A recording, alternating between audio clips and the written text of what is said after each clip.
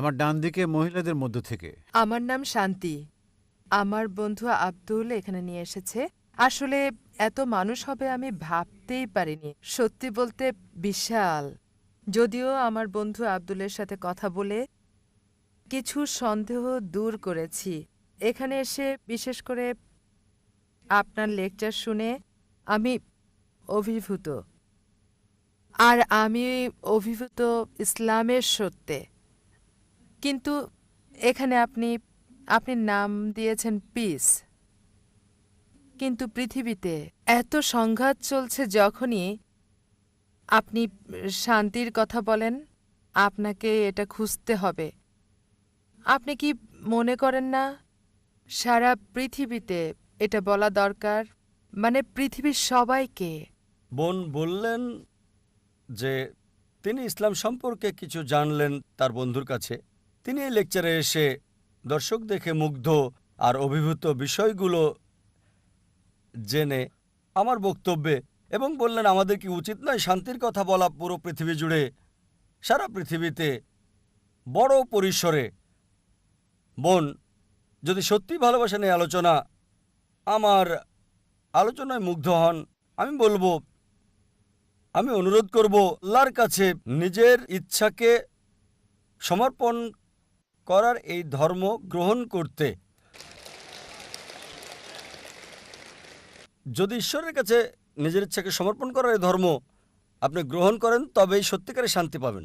ইসলাম এসেছে মূল শব্দ সালাম থেকে, যার অর্থ শান্তি। এটা আরবি মূল শব্দ সিলম থেকেও এসেছে, যার অর্থ নিজের ইচ্ছাকে ঈশ্বরের কাছে সমর্পণ করা। আর সবচেয়ে ভালো উপায় হচ্ছে নিজের ইচ্ছাকে ঈশ্বরের কাছে সমর্পণ করা। অন্যদের কাছে পরে যাব, প্রথমে আমি আপনার প্রতি আগ্রহী বোন, সরাসরি, কারণ আপনি প্রশ্ন করেছেন। প্রথমে আমি চাইব আপনাকে শান্তিতে আনতে।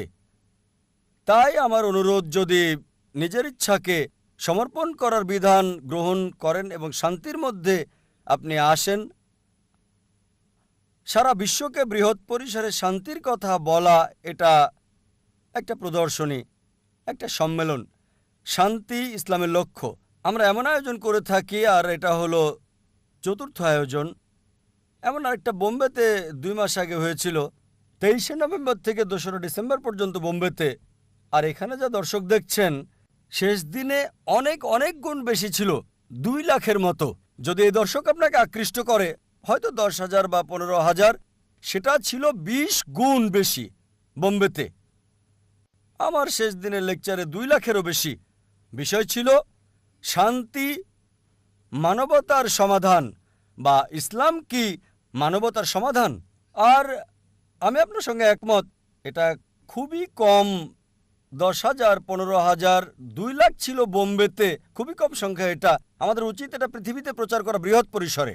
এই কারণে 2 বছর আগে আমরা একটা চ্যানেল চালু করেছি আর নাম দিয়েছি পিস টিভি।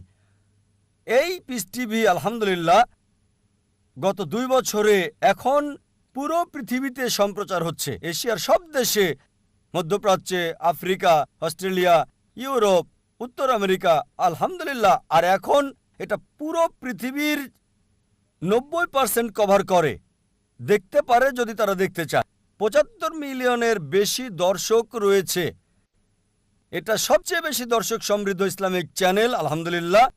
পার্সেন্ট হিসেবে হয়তো মোট জনসংখ্যার 1%-এর কিছু বেশি হবে। সুতরাং আমি শেষ বিচারের দিনে অন্তত এই কথা বলতে পারবো সর্বশক্তিমান ঈশ্বরের কাছে, যে আমরা কমপক্ষে 1% মানুষের কাছে তোমার বার্তা পৌঁছে দিতে পেরেছি। 75 মিলিয়ন। আল্লাহ সুবহানাহু ওয়া তাআলার কাছে দোয়া করি দর্শক বাড়িয়ে দেওয়ার জন্য। কেউ যদি দেখতে চায়, শুধু একটা ডিশ লাগবে, হয়তো 6,000 রুপি, $200-এরও কম। প্রায় পৃথিবীর যে কোনো প্রান্তে আপনি দেখতে পারবেন। সুতরাং আমরা শান্তির বাণী, ইসলামের এই বাণী প্রচার করছি পুরো পৃথিবীতে। আর আমি চাই বোন আপনি এই শান্তির বাণী গ্রহণ করবেন। জি স্যার, ধন্যবাদ। হ্যাঁ, এখন প্রশ্ন করুন বাম দিক থেকে। আমি নন্দগোপাল, পেশায় সাংবাদিক। আমার প্রশ্ন হল, অধিকাংশ ধর্মে ঈশ্বরের ধারণা আর সাদৃশ্য ইত্যাদি খোঁজার পরেও কেন কোনো শান্তি আসছে না? কেন পারস্পরিক সহনশীলতা আসছে না এসব ধর্মগুলোর মধ্যে? কিভাবে এসব বন্ধ করা যায়? স্বাভাবিকভাবে সহজ মনে হলেও আসলে কিন্তু কঠিন। কিন্তু আপনি একটা দৃষ্টিকোণ থেকে বলতে পারেন কিভাবে এটা থামানো যায় ব্যক্তি পর্যায়ে। ভাই খুব সুন্দর প্রশ্ন করলেন। এত মিল, এত সাদৃশ্য, এত একত্ব থাকা সত্ত্বেও পৃথিবীর বিভিন্ন ধর্মগুলোর মধ্যে কেন এত শত্রুতা? আমার মতে এক কথায় এটার জন্য দায়ী হচ্ছে ধর্মীয় নেতারা। এজন্য আমি বলি, যদি আপনার ধর্মকে জানতে চান, আপনার ধর্মগ্রন্থে আপনি ফিরে যান। কিন্তু দুঃখজনক হলো ধর্মপুত্ররা নিজেদের প্রভাবকে ধরে রাখতে চায়। তারা সাধারণ মানুষকে ধর্মগ্রন্থ থেকে দূরে রাখতে চায়, কারণ জনগণ ধর্মগ্রন্থ পড়ে যদি সরাসরি অনুসরণ করে তাহলে তাদের কাছে কে যাবে? তাই সবচেয়ে ভালো উপায় ধর্মগ্রন্থে ফিরে যান, বোঝার চেষ্টা করেন এবং অনুসরণ করেন। আমরা দেখি, যদিও আমরা জানি সব প্রধান ধর্মই বলে যে ঈশ্বর এক, ঈশ্বরের কোনো প্রতিমূর্তি নেই, মূর্তি পূজা করা যাবে না, তারপরও দেখি অধিকাংশ ধর্মই ইসলাম ছাড়া মূর্তি পূজায় বিশ্বাস করে। কেন? কারণ হলো, আমি একটা উদাহরণ দিচ্ছি। যদি একজন হিন্দু গুরুকে জিজ্ঞেস করেন যে বেদ পরিষ্কার করে স্পষ্ট করে বলছে ঈশ্বরের কোনো প্রতিমূর্তি নেই, সে আমাকে বলবে, হ্যাঁ হ্যাঁ ডাক্তার নায়েক, আমি জানি এটা পরিষ্কার নিষেধ, কিন্তু আসে। ঈশ্বরের প্রতিমূর্তি নাই উঁচু স্তরের লোকজনের জন্য, নিচু স্তরের লোকজনের জন্য মনোনিবেশ করার জন্য মূর্তি প্রয়োজন। আমি বলি, এটা কোথায় আছে? বলবে, না না না, এটা আমাদের মতবাদ, নিজস্ব মতবাদ। ধর্মীয় গুরুরা নিজস্ব মতবাদ নিয়ে আসে আর বলে মনোনিবেশ করার জন্য মূর্তি দরকার। আমি আপনার সাথে একমত। তারা বলে, ডক্টর নায়েক, বেদ মূর্তি পূজার বিরোধী, বেদ সর্বশক্তিমান ঈশ্বরের প্রতিমূর্তির বিরোধী, কিন্তু সেটা উঁচু স্তরের লোকজনের জন্য। আর আমি তাদের বলি, প্রিয় পণ্ডিতজি, প্রিয় স্বামীজি, আমরা মুসলিমরা ইতিমধ্যে উঁচু স্তরে পৌঁছে গেছি, আমাদের মূর্তি দরকার হয় না। সুতরাং এই অবস্থায় আমাদের যা দরকার, অধিকাংশ ধর্মগুরু বা ধর্মপ্রচারক বা পণ্ডিত অধিকাংশ ধর্মের একই কাজ করে, যা আমি আপনাদের পরিষ্কার করে বলেছি।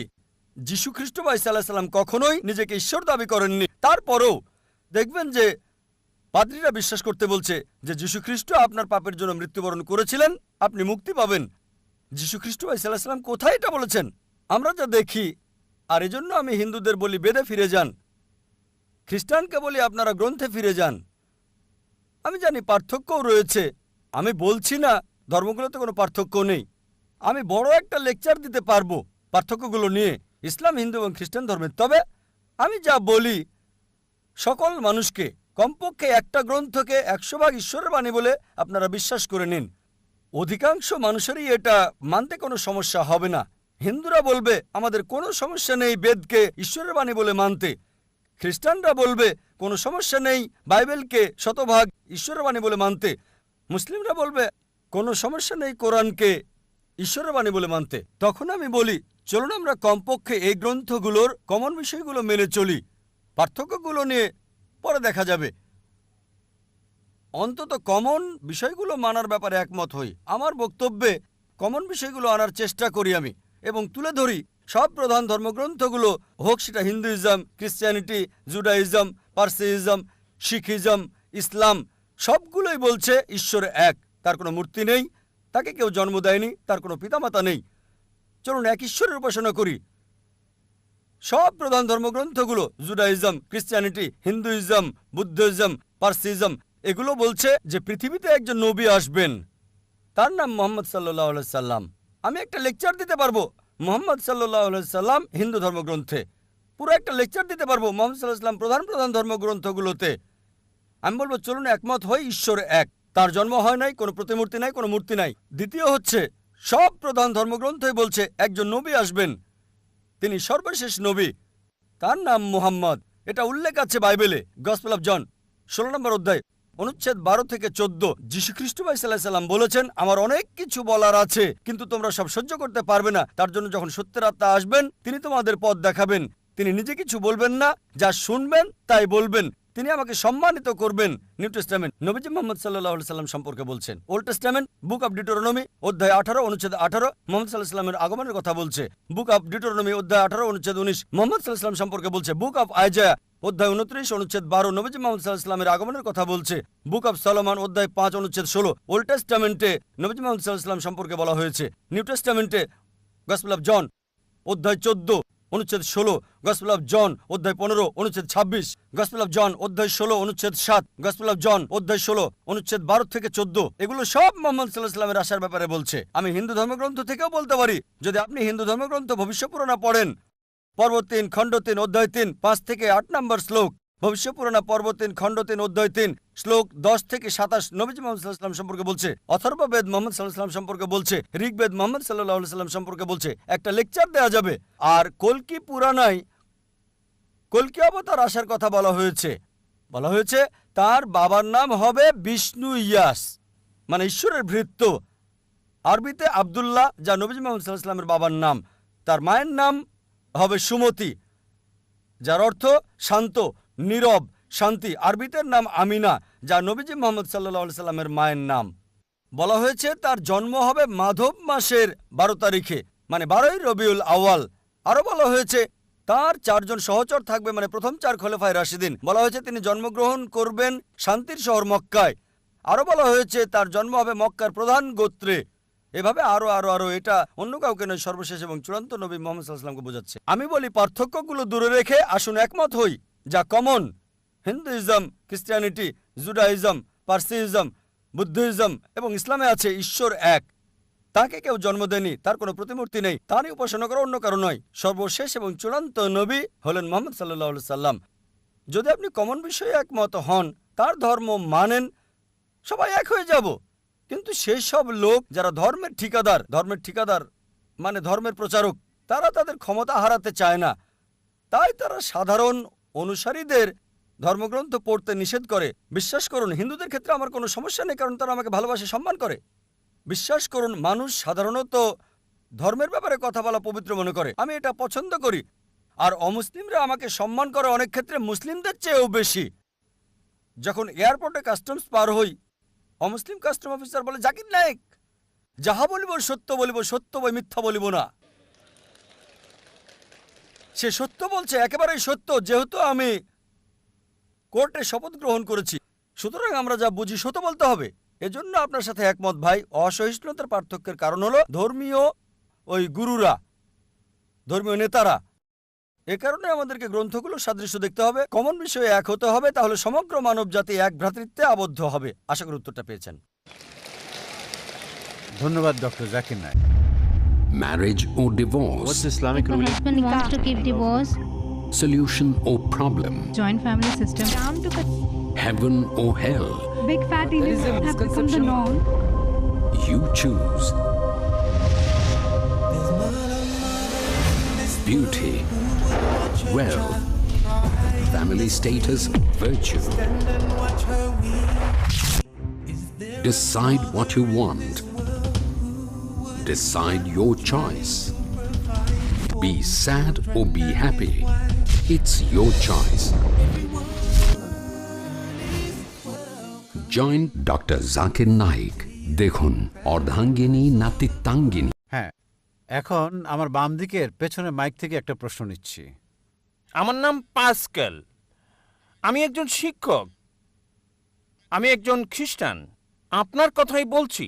আপনি ইংরেজি অনুদিত গসপলের সাথে একমত, যা আমরা খ্রিস্টানরা বিশ্বাস করি। আমি এগুলোর উদ্ধৃতি দিচ্ছি। 1 নম্বর, 4টি গসপলে যখন যিশু দীক্ষা নিয়ে বেরিয়ে আসলেন, স্বর্গ থেকে একটা শব্দ হচ্ছিল, এ আমার প্রিয় পুত্র, আমি তার উপর সন্তুষ্ট, তাকে মানো। একইভাবে 2 নম্বরে আছে, মাউন্ট টাবুরে তাকে পবিত্র করা হলো, তার মুখমণ্ডল সূর্যের মতো দেখাচ্ছে, স্বর্গ থেকে শব্দ বেরিয়ে আসছে, এ আমার প্রিয় সন্তান, আমি তার উপর সন্তুষ্ট, তোমরা তার কথা শোনো। অনেক সময় তিনি শয়তানকে তাড়াতেন। তারা মানুষের কাছে এসে বলতো, হে ঈশ্বরের সন্তান, কেন আমাদের অত্যাচার করছো সময়ের আগে? আবার বড় যাজকের সামনে যাজক যখন তাকে বলল, মহাপ্রভুর শপথ, তাকে বললাম, তুমি কি ঈশ্বরের পুত্র? তখন যিশু বলল, তুমি এটা বলছো। আর যাজক 5 নম্বর অনুচ্ছেদ বলছে, প্রধান যাজক যখন তারা যিশুকে অভিযুক্ত করল, পিলোটের সামনে বলল, এই লোকটি বলছে সে ঈশ্বরের পুত্র, ধর্মমতে সে অভিকে ক্রুশবিদ্ধ করতে চায়। পিলোট এটা জানতেন না, সেজন্য তা যিশুকে ক্রুশে চড়াতে চাইলেন। তাহলে সে নিজেকে ঈশ্বরের পুত্র দাবি করেছিল, যদিও সে সরাসরি বলেনি আমি ঈশ্বরের পুত্র, পরোক্ষভাবে বলেছে। ধরুন আপনি ডাক্তার জাকির নায়েক, আপনি এমবিবিএস ডাক্তার, আর আপনি বললেন হ্যাঁ ভাই আপনি বলেছেন, এর মানে এই নয় আপনি নিজে বলেছেন আমি ডাক্তার জাকির নায়েক এমবিবিএস। একইভাবে যদিও যিশু নিজে বলেননি আমি ঈশ্বরের পুত্র, তিনি সম্মতি দিয়েছেন, সম্ভবত ভদ্রতার খাতিরে তিনি বলেননি আমি ঈশ্বরের পুত্র। আবার আরেকটি উদাহরণ, ভাই আপনার প্রশ্ন ইতিমধ্যে 5টা অনুচ্ছেদের উদ্ধৃতি দিয়েছেন, কোনোটারই রেফারেন্স বলেননি। না না আমি এটার জন্য প্রস্তুত না, তাই আর ঠিক বলছি আছে, না। আমি রেফারেন্সটা বলে দেবো, কোনো সমস্যা নেই, আমি রেফারেন্সটা বলে দেবো, আপনাকে সাহায্য করবো ভাই, আমি আপনাকে সাহায্য করতে চাই ভাই, কোনো সমস্যা নেই। আপনার প্রশ্নটা কি? আপনি কি এই 5টা অনুচ্ছেদ বলে বোঝাতে যাচ্ছেন যিশু ঈশ্বর দাবি করেছিলেন? হ্যাঁ। ঠিক আছে, আমি উত্তর দিচ্ছি। আমার চ্যালেঞ্জ ছিল একটা মাত্র স্পষ্ট বক্তব্য বের করে দেখান পুরো বাইবেল থেকে, যেখানে যীশু খ্রিস্ট ভাই সাল্লাল্লাহু আলাইহি সাল্লাম নিজে বলেছেন আমি ঈশ্বর, অথবা বলেছেন আমার উপাসনা করো, আমি খ্রিস্টান ধর্ম গ্রহণ করতে প্রস্তুত। একটা মাত্র বক্তব্য দেখাতে পারেন নাই স্পষ্টভাবে বলা সম্পূর্ণ বাইবেল থেকে, যেখানে যীশু খ্রিস্ট ভাই সাল্লাল্লাহু আলাইহি সাল্লাম নিজে বলেছেন আমি ঈশ্বর অথবা আমার উপাসনা করো। এখানেই বাইবেল আছে, আর এটা কিং জেমস ভার্সন। যেহেতু আপনি একজন শিক্ষক, আপনি প্যাস্টরও হতে পারেন। আপনি কি প্যাস্টর? না না না, আমি আপনি একজন শিক্ষক, শিক্ষক আমি খ্রিস্টান ধর্মের একজন প্রকৃত আচ্ছা, বিশ্বাসী। ঠিক আছে। রেড লেটার নামে এক ধরনের বাইবেল আছে যেখানে যিশুর কথাগুলো লাল করা আছে। আপনি 5টি বিষয় উল্লেখ করেছেন, আর এগুলোকে 2 ভাগে ভাগ করা যায়। প্রথমে আপনি এলোমেলো উদ্ধৃতি দিলেন আর সঠিকভাবে উদ্ধৃতি দিলেন না। যা বলতে চেয়েছেন সেটা আছে গসপেল অফ জন 3 নম্বর অধ্যায় অনুচ্ছেদ 16, বলা আছে ঈশ্বর পৃথিবীকে এত ভালোবাসলেন একমাত্র ঔরসজাত সন্তানকে দিয়ে দিলেন, তোমাদের কেউ যদি তাকে বিশ্বাস করে তার মৃত্যু হবে না, চিরস্থায়ী জীবন পাবে। এটা 4 গসপেলেই নাই, এটা আছে গসপেল অফ জন 3 নম্বর অধ্যায় অনুচ্ছেদ 16। এগুলো লিখে রাখেন, পরে চেক করে দেখবেন। গসপেল অফ জন 3 নম্বর অধ্যায় অনুচ্ছেদ 16, ঈশ্বর পৃথিবীকে এত ভালোবাসলেন যে নিজের সন্তানকে উৎসর্গ করলেন, যে কেউ তার উপর বিশ্বাস করবে সে মরবে না, চিরস্থায়ী জীবন পাবে। আবার আপনি উদ্ধৃতি দিলেন 5ম বার শেষ দিকে যে যীশুখ্রিস্ট বলেছেন তিনি ছিলেন ঈশ্বরের সন্তান। আপনি বলেছেন, আপনি কি জানেন বাইবেলে ঈশ্বরের পুত্র এ কথাটা অসংখ্যবার বলা আছে। যদি আপনি বাইবেল পড়েন, আদম ছিলেন ঈশ্বরের পুত্র, আল্লাহ তাকে শান্তিতে রাখুন। ইব্রাহিম ছিলেন ঈশ্বরের পুত্র, ইসরাইল ছিলেন ঈশ্বরের পুত্র। আপনি যদি রোমান্স পড়েন 8 নম্বর অধ্যায়ে বলা আছে তারা সকলেই যারা ঈশ্বরের আত্মার দ্বারা পরিচালিত তারা সকলে ঈশ্বরের পুত্র। আপনি যদি ঈশ্বরের দূত হন আপনি ঈশ্বরের পুত্র, যদি আমি ঈশ্বরের দূত হই আমি ঈশ্বরের সন্তান বাইবেল অনুসারে।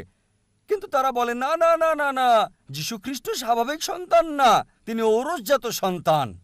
এবার আপনার শেষ প্রশ্ন ঈশ্বরের পুত্রের ব্যাপারে। বাইবেলে অসংখ্য ঈশ্বরের পুত্রের উল্লেখ আছে। আদম ঈশ্বরের পুত্র, ইব্রাহিম ঈশ্বরের পুত্র, ইসরায়েল ঈশ্বরের পুত্র। যারা ঈশ্বরের আত্মার সাহায্যে পরিচালিত তারা ঈশ্বরের পুত্র। কিন্তু খ্রিস্টান মিশনারিরা বলে না না না, যীশু খ্রিস্ট স্বাভাবিক পুত্র না। আসুন আপনার প্রথম প্রশ্নে, তিনি ঈশ্বরের ঔরসজাত সন্তান। তারপর তারা বলে যা আপনি বলেননি, আমি আপনাকে সাহায্য করছি। গসপেল অফ জন 3 নম্বর অধ্যায় অনুচ্ছেদ 16, ঈশ্বরের পৃথিবীকে এত ভালোবাসলেন যে নিজের সন্তানকে উৎসর্গ করলেন, যে কেউ তাকে বিশ্বাস করবে সে মরবে না, চিরস্থায়ী জীবন পাবে। ভাই আপনি কি বিগটন শব্দের অর্থ জানেন? বিগটন শব্দের অর্থটা কি? না, বিগটন শব্দটার অর্থ কি? বিগটেন মানে এটা না যা আপনি বুঝেছেন, এটা মানে আমি এটা আপনাকে হতে পারে জিজ্ঞেস না। করছি বিগটন শব্দটার অর্থ কি? হ্যাঁ আমি জানি। বিগটন শব্দের অর্থ কি? বিগটেন শব্দের 2টো অর্থ রয়েছে। যখন মানবজাতির বিষয়ে বলেন সে বিগটেন মানে তার রক্তমাংসের পুত্র। যখন ঈশ্বর বিগটেন বলেন তার মানে এটা কাউকে বোঝায় না, তাকে জন্ম দেয়া। এর মানে হলো গভীর সম্পর্ক পিতা এবং পুত্রের মাঝে, এটাই যথেষ্ট। যদি বলেন পুত্র, আমি বলি ধরেন কেউ এখানে আসলো আর আমি বললাম হে আমার পুত্র, সে কিছু মনে করবে না কারণ তার অল্প বয়স। যদি আমি বলি যে পুত্র এখানে আসো, সে আসবে। যদি বলি বিগটন সান এখানে আসো, সে আমার গালে চড় মারতে পারে। এই অভিযোগ করে যে নাউজুবিল্লাহ আমার দৈহিক সম্পর্ক তার মার সাথে। ঠিক যদি একটা ছোট বালককে বলি বিগটন সান, বা একটা যুবককে হতে পারে 23 বছরের, আমি 40-এরও বেশি, যদি বলি বিগটন সান এখানে আসো, সে হয়তো আমার গালে চড় মারতে পারে। কেন? বিগটন মানে ঈশ্বরের দ্বারা সায়ার, সায়ার মানে নিম্নজাতের প্রাণীর যৌন ক্রিয়া সম্পর্কিত। আর এ কারণে যদি আপনি রিভাইজড স্ট্যান্ডার্ড ভার্সন বাইবেলটা পড়েন, সংস্করণ করেছে 32 জন উচ্চ পদস্থ খ্রিস্টান পণ্ডিত, যাদের সমর্থন করেছে 50টি খ্রিস্টান চার্চ। তারা বলেছে বিগটন শব্দটি গসপেল অফ জন অধ্যায় 3 অনুচ্ছেদ 16 হচ্ছে অসাড় কথা, একটা মিশ্রণ, একটা প্রতারণা, এবং তারা এটাকে বাইবেল থেকে বাদ দিয়েছে। আপনি কি জানেন, যদি রিভাইজড স্ট্যান্ডার্ড ভার্সন বাইবেল পড়েন, যেটা সবচেয়ে বেশি বিকৃত, সংস্করণ করেছে 32 জন উচ্চ পদস্থ খ্রিস্টান বিশেষজ্ঞ, যাদেরকে সহায়তা করেছে 50টি বিভিন্ন খ্রিস্টান মিশনারি। তারা বলেছে এই বিঘটন শব্দটি হচ্ছে অসাড় কথা, একটা মিশ্রণ, একটা প্রতারণা, এজন্য এই বিঘটন শব্দটা তারা বাদ দিয়েছে। সুতরাং যদি বলেন পুত্র, তবে ঈশ্বরের পুত্র আছে বাইবেলে অসংখ্য। সুতরাং আপনার প্রথম এবং শেষ প্রশ্নের উত্তর আমি দিয়েছি। এবার আসুন আপনার দ্বিতীয় এবং তৃতীয় প্রশ্নে। বলেছেন তিনি শয়তানকে তাড়ান, পুরো উদ্ধৃতি দেন। আপনি পুরো বাক্যটা বলেননি, আমি আমার লেকচারে বলেছি। গসপেল অফ ম্যাথিউ অনুযায়ী অধ্যায় 12 28 নম্বর অনুচ্ছেদ তিনি বলেছেন, আমি শয়তানকে তাড়িয়ে দিই ঈশ্বরের আত্মার সাহায্যে। গসপেল অফ লুক অধ্যায় 11 অনুচ্ছেদ 20, আমি শয়তানকে তাড়াই ঈশ্বরের আঙুলের সাহায্যে। এখানে বলছে না যে তিনি একা করেন, তিনি এটা করেন ঈশ্বরের সাহায্যে। এর মানে এই নয় যে তিনি ঈশ্বর। এই সবগুলো অনুচ্ছেদ যা আপনি বলছেন স্পষ্ট করে বলছে যে তিনি হচ্ছেন ঈশ্বরের দূত, তিনি নিজে ঈশ্বর ছিলেন না। এ কারণেই আমি চ্যালেঞ্জ করেছি, আপনি পুরো বাইবেলে একটা মাত্র অনুচ্ছেদ দেখান যেখানে স্পষ্ট করে বলা যীশু খ্রিস্ট বা ঈসা আলাইহিস সালাম নিজে বলেছেন যে আমি ঈশ্বর, বা তিনি বলেছেন আমার উপাসনা করো, আমি খ্রিস্টান ধর্ম গ্রহণ করতে প্রস্তুত আছি। যীশু কোথাও কখনো বলেননি যে শুধু যদি আমি বলি পুত্র এখানে আসো, এর মানে এই নয় যে আমার ঔরসজাত সন্তান। ঠিক একইভাবে যদি আপনি আমাকে বলেন যে আমি আপনাকে ডাক্তার জাকির নায়েক বলে ডাকবো, ঠিক, আর যদি আমি আপত্তি না করি যে না এটা সঠিক হতে পারে, ভুলও হতে পারে, লোকজন বলে ডাক্তার জাকির নায়েক একজন বিশেষজ্ঞ, আমি নিজেকে মনে করি না বিশেষজ্ঞ, আমি একজন জ্ঞানের ছাত্র হিসেবে নিজেকে চিন্তা করি। সুতরাং লোকজন আমাকে যদি বিশেষজ্ঞ বলে আর আমি নীরব থাকি, তার মানে এই নয় যে আমি গ্রহণ করছি। তারা আমাকে বিশেষজ্ঞ হিসেবে বিবেচনা করে, আমি নিজেকে বিবেচনা করি না। সবসময় নিজেকে জ্ঞানের একজন ছাত্র হিসেবে উল্লেখ করে থাকি, তালবে ইলম। সুতরাং আপনি বাইবেল থেকে যা উদ্ধৃতি করেছেন, বাইবেলের যেখান থেকে করেন রেড লেটার হতে হবে। রেড লেটার মানে যীশু খ্রিস্ট বা ঈসা আলাইহিস সালামের কথা। একটা মাত্র বক্তব্য দেখান, স্পষ্ট অনুচ্ছেদ, পরিষ্কার করে বলা পুরো বাইবেল থেকে, যেখানে যীশু খ্রিস্ট বা ঈসা আলাইহিস সালাম নিজে বলেছেন যে আমি ঈশ্বর বা আমার উপাসনা করো, আমি খ্রিস্টান ধর্ম গ্রহণ করতে প্রস্তুত। ডাক্তার জাকির নায়েক, আমার নাম নারেশ, বিকম পাশ করেছি আমি, আর ফিল্ম ইন্ডাস্ট্রিতে চাকরির চেষ্টা করছি। আর আমার প্রথম প্রশ্ন হলো মানব বিবর্তন নিয়ে। মানব বিবর্তন নিয়ে কোরআন কি বলছে? কারণ একজন মানুষ স্বাভাবিকভাবে চিন্তা করুন, আদম এবং ইভ প্রথম মানুষ, মানে মানব বিবর্তনের কারণ। যদি সেই দিক থেকে ভাবেন, এখন আদম আর ইভ তিনি আমাদের আদি আদি আদি আদি পিতা, আর বলতে পারি আমরা পুত্র আর কন্যার ন্যায় তাদের। তাহলে কিভাবে আমরা নিজেরা আপন ভাই বোনদেরকে বিয়ে করছি? ভাই প্রশ্ন করলেন যে বিবর্তন সম্পর্কে কোরআন কি বলছে। আমরা এসেছি একটি কমন উৎস, আদি আদি আদি পিতামাতা আদম ইভ থেকে। তিনি বিবর্তনবাদ সম্পর্কে বলছেন না, এটা সৃষ্টি সম্পর্কে। ভাই আমি একজন মেডিকেল ডাক্তার, MBBS পাশ করেছি। যখন বিবর্তন সম্পর্কে আপনি বলেন বিবর্তন তত্ত্বের, তখন ডারউইনের তত্ত্ব আপনি ভাবতে থাকেন। ঠিক, আমরা বানর থেকে এসেছি। যদি প্রশ্ন এটা হয় তবে আমার ভিডিও ক্যাসেট দেখতে পারেন, কোরআন ও আধুনিক বিজ্ঞান, সেখানে বিস্তারিত বলেছি যে সেই থিওরিটা ভুল প্রমাণিত হয়েছে, ডারউইনের থিওরি। আপনার প্রশ্ন হলো যদি আমাদের উৎস হয় একই আদি আদি আদি পিতামাতা আদম এবং ইভ, তবে কিভাবে আমরা ভাই বোনের মাঝে বিবাহ দেই? এটা আপনার প্রশ্ন। ঠিক, এটা বানরের সাথে সংশ্লিষ্ট না, নয়। এটা বানরের সাথে সংশ্লিষ্ট না। বানরের প্রশ্নে কোরআন এবং আধুনিক বিজ্ঞান দেখতে পারেন। আল্লাহ বলেন পবিত্র কোরআনে সূরা হুজরাতের 49 নম্বর সূরা 13 নম্বর আয়াতে, ইয়া আইয়ুহান নাসু ইন্না খালাকনাকুম মিন যাকরিন ওয়া উনসা ওয়া জালনাকুম শুউবান ওয়া কাবাইলা লিতারাফু ইন্না আক্রামাকুম ইনদাল্লাহি আতকাকুম ইন্নাল্লাহু আলিমুন খাবীর। হে মানব জাতি, আমি তোমাদের সৃষ্টি করেছি এক জোড়া পুরুষ এবং নারী থেকে।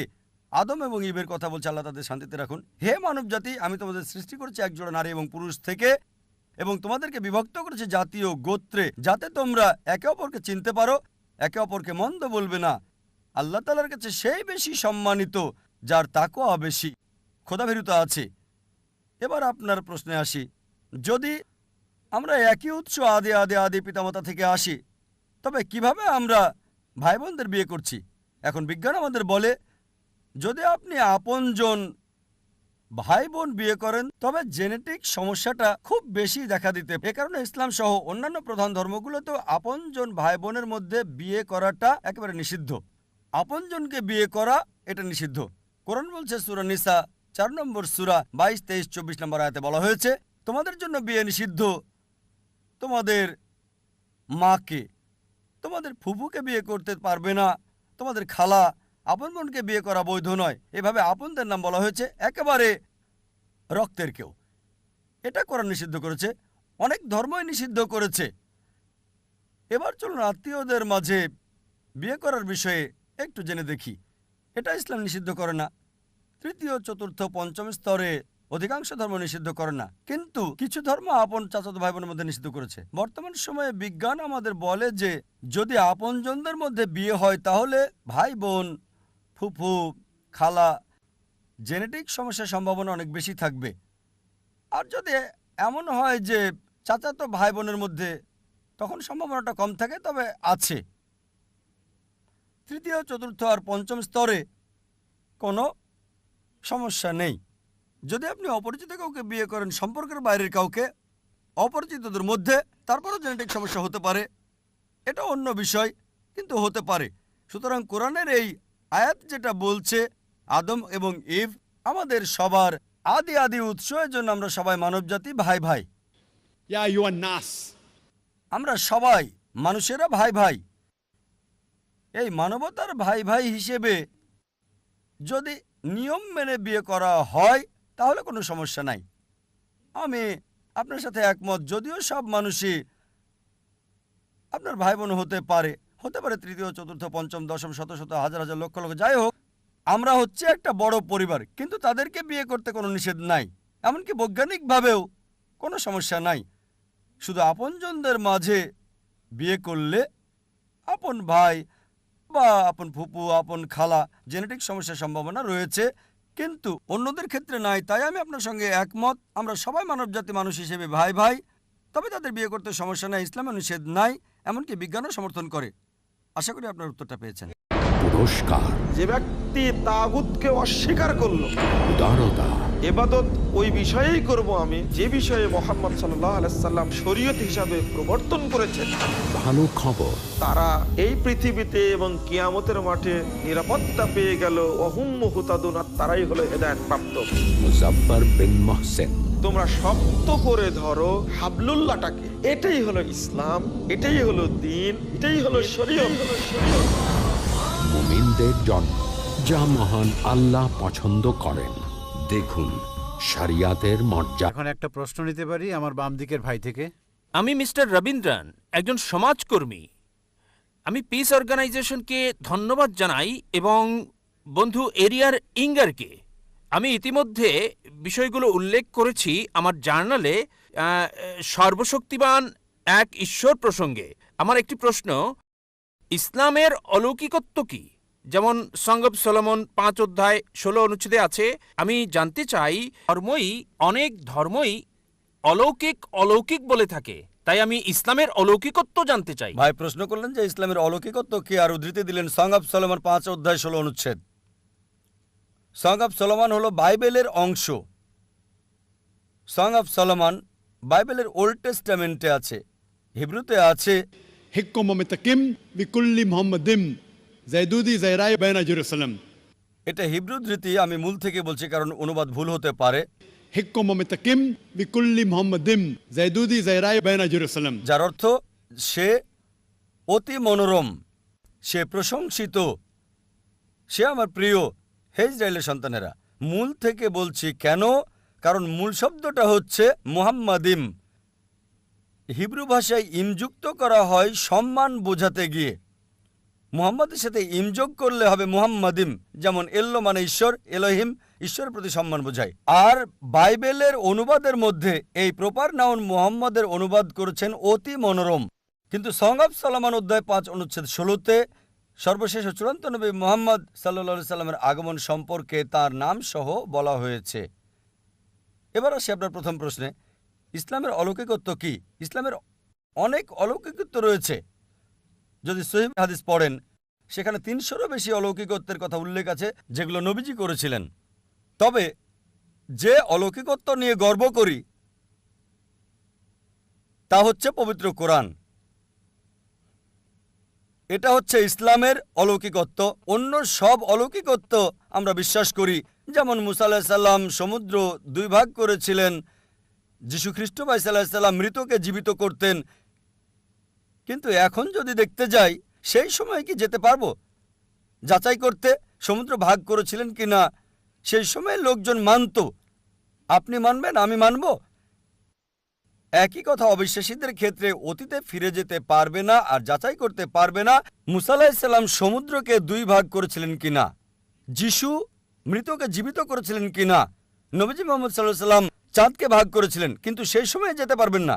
একটা অলৌকিকত্ব যেটা সেই সময়ের জন্য ছিল, এই সময়ের এবং শেষ সময় পর্যন্ত পবিত্র কোরআন। এটা অলৌকিকের অলৌকিক।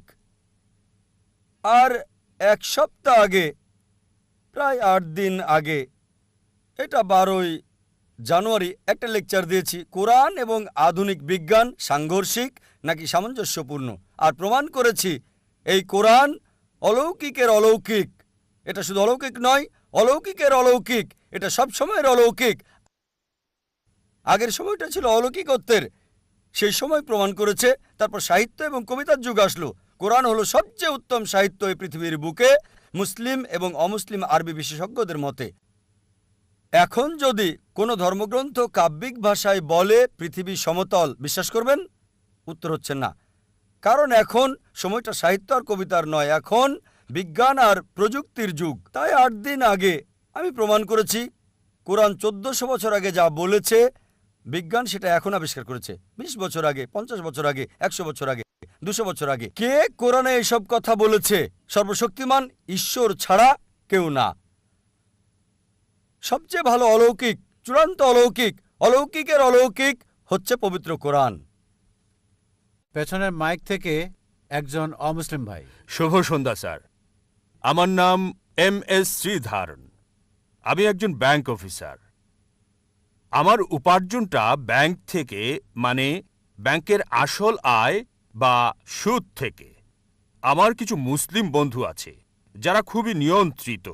এমনকি আমার বাসায় খাবার বা চা খাওয়া তারা মনে করে যে এটা ব্যাংকের আসল উপার্জন, অর্থাৎ সুদের থেকে আসে। দয়া করে বলুন যে এই যে সুদ এবং কোরআন যা বলছে তা যদি একই হয়, তবে আধুনিক ব্যাংকগুলো যে চালু আছে এবং লেনদেন করে চলেছে। আসলে প্রশ্নটা ভালোভাবে আমি বলতে পারছি না, আমি দুঃখিত। আমি ব্যক্তিগতভাবে পেশাগত অনেক সমস্যায় আছি, মানে লেনদেন বা আমার মুসলিম বন্ধুদের সাথে টাকা পয়সা লেনদেন করা, এসব বিষয় নিয়ে। কারণ তারা বলে এটা সুদের সাথে সংশ্লিষ্ট। দয়া করে বিস্তারিত বলবেন। ভাই একজন অমুসলিম ব্যাংকে চাকরি করেন আর প্রশ্ন করলেন যে মুসলিমরা কেন এত কঠোর, তার বাসায় আসে না, কারণ তার উপার্জনটা হচ্ছে সুদের। আর ইসলাম সুদের ব্যাপারে কি বলে? এক্ষেত্রে তিনি টাকা পয়সা লেনদেন করতে গিয়ে খুব সমস্যায় আছেন। ভাই, আরবি শব্দ হলো রিবা। রিবা মানে সুদ এবং অতিরিক্ত আদায়।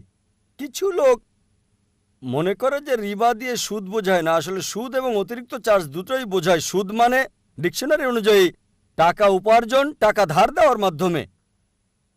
চক্রবৃদ্ধি মানে হলো অতিরিক্ত ধার্য করা সুদ, এবং চক্রবৃদ্ধি সুদ উভয়ই নিষিদ্ধ।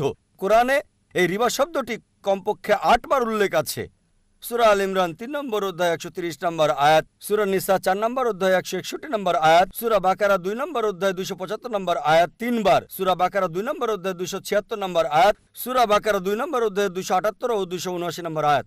আমি শুধু শেষ আয়াতটা বলছি, সূরা বাকারা 2 নম্বর অধ্যায় 278 ও 279 নম্বর আয়াত, যে যদি তোমরা চক্রবৃদ্ধি সুদ এবং সুদ পরিত্যাগ না করো তবে যুদ্ধের ঘোষণা করো আল্লাহ এবং রাসূলের প্রতি। সুতরাং যে সুদ দিল বা সুদ নিল সে যুদ্ধের ঘোষণা করছে সর্বশক্তিমান ঈশ্বর আল্লাহ এবং নবীজি মুহাম্মদ সাল্লাল্লাহু আলাইহি ওয়াসাল্লামের সাথে। এটা হচ্ছে ইসলাম ধর্মে বড় গুনাহগুলোর মধ্যে একটি, জঘন্য অপরাধের একটি। একটি হাদিসে আছে সুদের সর্বনিম্ন গুনাহ হচ্ছে জিনা করার সমান, মায়ের সাথে ব্যভিচারের সমান। এখন এর পেছনে যুক্তি কি?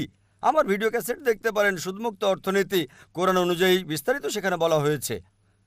যুক্তি দিয়ে যদি আপনাকে প্রমাণ দিতে হয় ইসলামে সুদ কেন হারাম, কয়েক ঘন্টা সময়ের দরকার হবে। এখন সম্ভব নয়, কিন্তু সংক্ষেপে বলতে গেলে কেন সুদ নিষিদ্ধ, কারণ এটা ধনীকে আরও ধনী করে এবং গরিবকে আরও গরিব করে। এছাড়াও অনেক ক্ষতিকারক দিক রয়েছে, যেমন আপনি জানেন ৮০ দশকে অধিকাংশ ব্যাংক জুয়ার কেন্দ্র প্রতিষ্ঠা করেছিল, মদের বার ইত্যাদি প্রতিষ্ঠা করেছিল। আর ইসলামে আমরা মুনাফা এবং ক্ষতি বন্টনে বিশ্বাস করি। এখন দেখুন, আপনি একজন ব্যাংকার, সবচেয়ে বেশি লোন পায় সবচেয়ে ভালো কোম্পানি। সুদ চালু করেছে, এই ব্যাংকিং ব্যবস্থা চালু করেছে রাজা পঞ্চম জর্জ। রাজা পঞ্চম জর্জ আসল দায়ী হচ্ছে সে। অতীতে এমনটা ছিল না, কিন্তু বর্তমানে ধনীরা আরও ধনী হচ্ছে। একজন দরিদ্র লোক লোন তুলতে গেলে তার জন্য খুবই কঠিন। দেখা হয় তার কি কি সম্পদ আছে, তার উপার্জন কত। এজন্য একজন দরিদ্রের পক্ষে লোন পাওয়া খুবই কঠিন। আর যদি আপনি বড় বড় কোম্পানিগুলো দেখেন, সবচেয়ে বড় কোম্পানি তারা শর্তমুক্ত কোম্পানি। এজন্য এখন আমরা দেখছি স্টক তালিকা হচ্ছে। জানেন অনিল আম্বানি, তিনি রিলায়েন্স পাওয়ার চালু করেছেন। কতগুলো? ১.১ লাখ কোটি। যা প্রত্যাশা করেছিল তার চেয়ে শতগুণ বেশি পেয়েছে। কোনো ব্যাংকই তাকে এত টাকা দিতে পারবে না। তিনি কি করেছিলেন? তিনি চালু করেছেন স্টক। স্টকটা কি? এটি ইসলামিক পদ্ধতি, লাভ লোকসান বন্টন, ঠিক? আর সুদ এটা হারাম, কারণ অনেক নেতিবাচক দিক আছে। ইসলামে মুনাফা এবং লোকসান সমবন্টনে বিশ্বাস করি। আপনি শেয়ার কিনেছেন, কোনো কোম্পানির শেয়ার কিনলেন, যদি লাভ হয় আপনি লাভ পাবেন, যদি লোকসান হয় আপনাকে বহন করতে হবে। নির্দিষ্ট করা নাই 8%, 9%। অনেকে এইভাবে অনেক টাকা পায়। আর তারা যেটা করে তা হলো শেয়ার ছাড়ে। যদি আপনি শেয়ার কেনেন হালাল কোনো কোম্পানির, যেটা মদের কোম্পানি নয়, ব্যাংক নয়, বা কোনো হারাম কর্মকাণ্ডের নয়, তবে সেটা বৈধ। সুতরাং আমরা ইসলামে লাভ লোকসান বন্টনে বিশ্বাস করি। অনিল আম্বানি চালু করেছেন, প্রত্যাশার চেয়ে শতগুণ বেশি পেয়েছেন, ঠিক? ১.১ লাখ কোটি একই সময়ে পেয়েছে, প্রত্যাশার চেয়ে 10 গুণ বেশি। কেন? লোকজন ভাবছে যদি অনিল আম্বানির সাথে বিনিয়োগ করি নির্দিষ্ট পরিমাণে 8, 9 বা 10% পাবো না, হয়তো পাবো 20, 30 বা 50%। আপনি জানেন, যেহেতু আপনি ব্যাংকার, যৌথ ফান্ডে জিএম বেসিক 1 নম্বর 116% এক বছরে। এ কারণে ইসলামে আমরা লাভ লোকসান বন্টনে বিশ্বাস করি। আর এজন্যই রিবা, নির্দিষ্ট সুদ, নির্দিষ্ট টাকা ধার দেওয়ার মাধ্যমে নির্ধারিত পরিমাণ উপার্জন হারাম। বিস্তারিত জানতে আমার ভিডিও ক্যাসেট দেখতে পারেন। কোরআনের বর্ণনায় সুদমুক্ত অর্থনীতি। এ কারণে যদি আপনি আপনার ব্যাংকে প্রচলিত ব্যবস্থা থেকে ইসলামিক ব্যবস্থায় রূপান্তর করেন, ইনশাল্লাহ আপনি মুসলিম কাস্টমার পাবেন, ইনশাল্লাহ।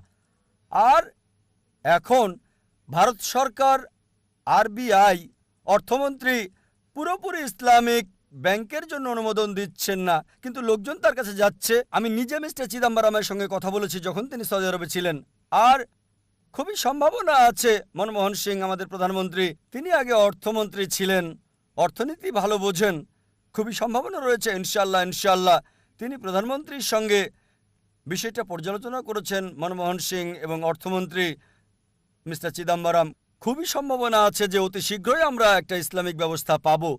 আর আপনি কোনো ইসলামিক ব্যাংক দেখে তাতে যুক্ত হন। এ কারণে আপনি দেখবেন সিটি ব্যাংক ইসলামিক ব্যাংকিং চালু করেছে, HSBC ইসলামিক ব্যাংকিং চালু করেছে, অধিকাংশ আন্তর্জাতিক ব্যাংকেই ইসলামিক ব্যাংকিং চালু করেছে। কেন?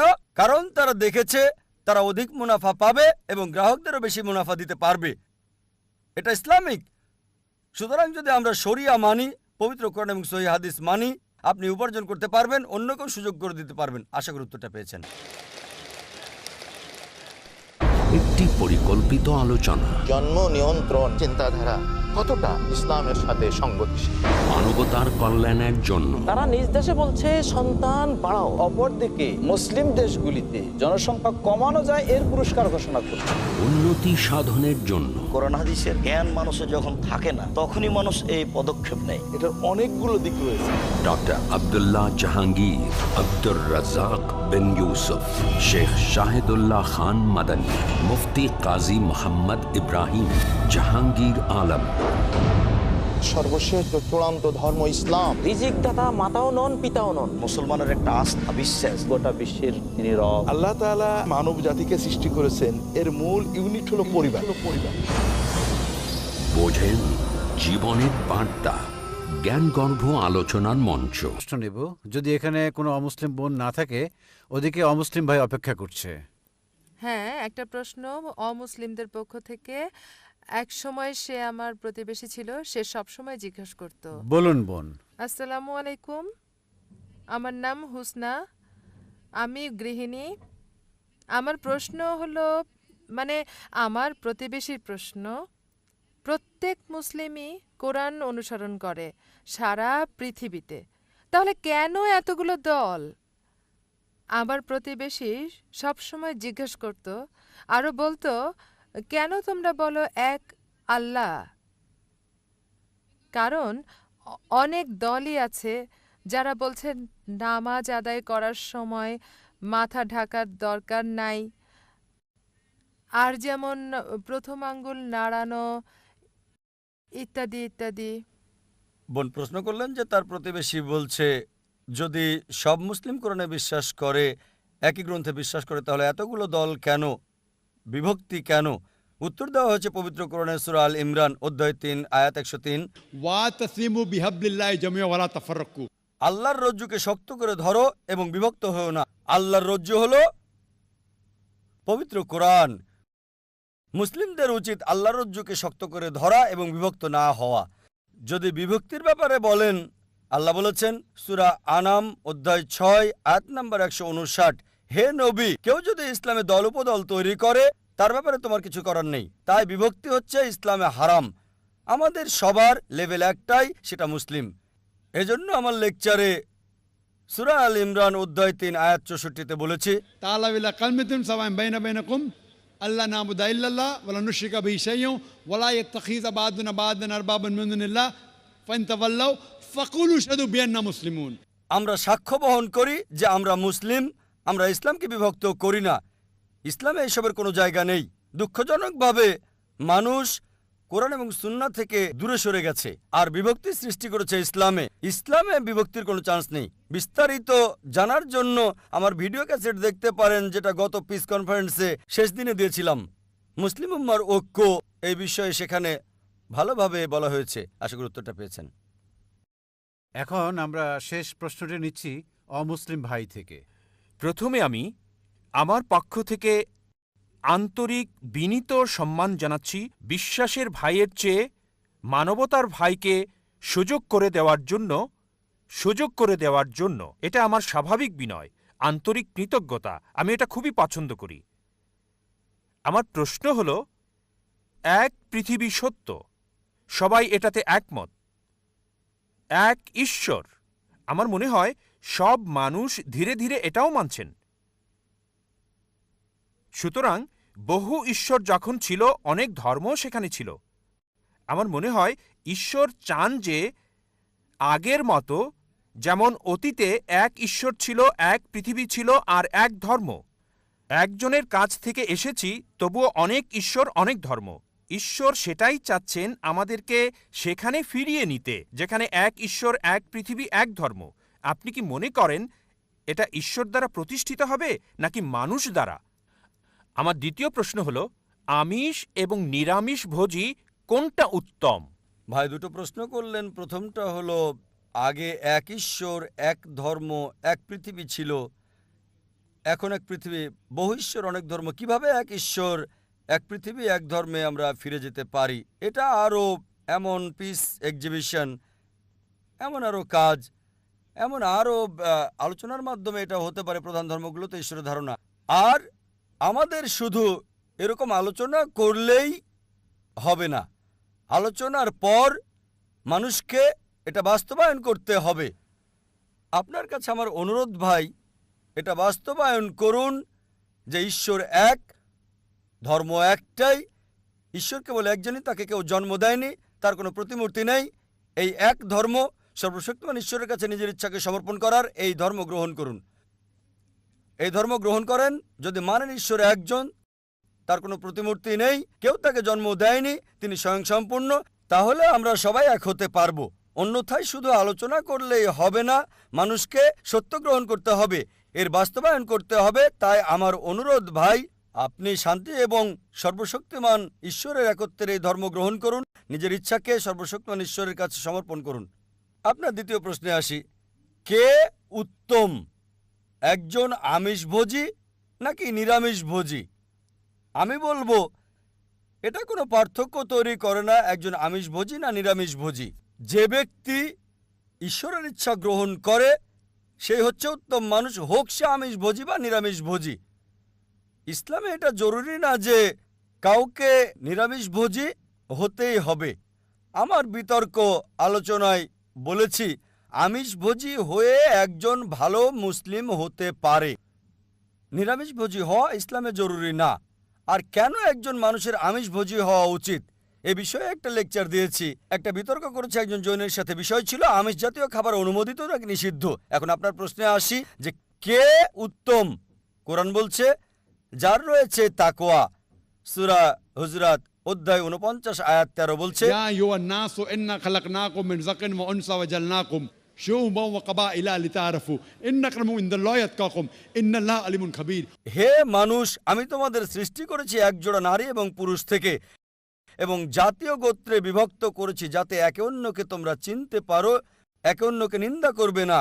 সর্বশক্তিমান ঈশ্বরের কাছে সেই ব্যক্তি সম্মানিত যার রয়েছে তাকওয়া। সুতরাং একমাত্র পথ হচ্ছে উত্তম হওয়ার, যার রয়েছে তাকওয়া, আত্মসমর্পণ, আল্লাহ তাআলার ভয়। অন্যথায় আমিষ খেলেও যতক্ষণ সর্বশক্তিমান ঈশ্বরের নির্দেশের মধ্যে থাকবেন আপনার পাপ হবে না। আমি প্রমাণ করব হিন্দু গ্রন্থ থেকে, খ্রিস্টানদের বাইবেল থেকে, পাশাপাশি কোরআন থেকে। সুতরাং মূল কথা হচ্ছে সেই উত্তম যার রয়েছে তাকওয়া, যার ভয় আছে, খোদাভীরুতা আছে। আশা করি উত্তরটা পেয়েছেন। ওয়া আখিরি দাওয়ানা আলহামদুলিল্লাহি রাব্বিল আলামিন। ধন্যবাদ সবাইকে। সুন্দর দর্শক সমাগম হয়েছে এই চেন্নাইয়ে। ধন্যবাদ সবাইকে। আল্লাহ তাআলা আমাদেরকে উত্তম প্রতিদান দিন।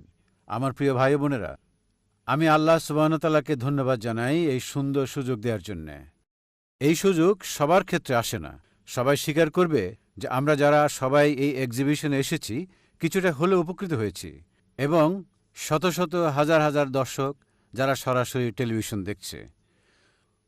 আবারও ধন্যবাদ চেন্নাইকে, এবং ধন্যবাদ ভাই বোনদের আমাদের সাথে থাকার জন্যে। জাযাকাল্লাহু খায়ের। আসসালামু আলাইকুম ওয়া রাহমাতুল্লাহি ওয়া বারাকাতুহু।